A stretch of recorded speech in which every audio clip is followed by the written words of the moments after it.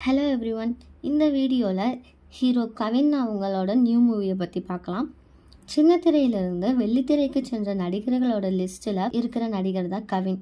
கனா காணும் காலங்கள், சரவணன் மீனாட்சி போன்ற சீரியலில் நடித்து பின் பிக் பாஸ்க்கு சென்று அதிக பிரபலமானார். அவர் லிஃப்ட் படத்தின் மூலம் நடிகராக அறிமுகப்படுத்தப்பட்டார். டாடா என்ற படம் அவர் பெரிய வரவேற்பையை பெற்று தந்தது. இப்ப இளம் இயக்கத்தில் யுவன் சங்கர் ராஜா இசையில் தயாராகி இருக்கும் ஸ்டார் திரைப்படத்தில் நடிச்சிருக்காங்க. நேற்று ஸ்டார் திரைப்படம் வெற்றிகரமாக ரிலீஸ் ஆகிருச்சு.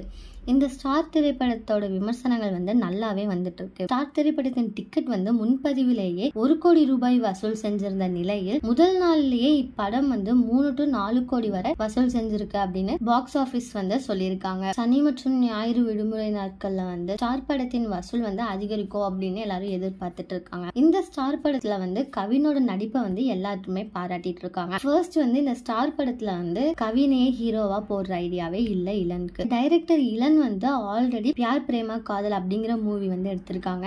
இந்த ஸ்டார் மூவிக்குமே ஹரிஷ் கல்யாண தான் ஃபர்ஸ்ட் தேர்ந்தெடுத்தாங்க. அதுக்கப்புறம் தான் கவின்ராஜ் இதுல நடிச்சிருக்காங்க. இதே மாதிரி லேட்டஸ்ட் சினிமா நியூஸ் அப்டேட்க்கு இந்த சேனலை சப்ஸ்கிரைப் பண்ணிக்கோங்க.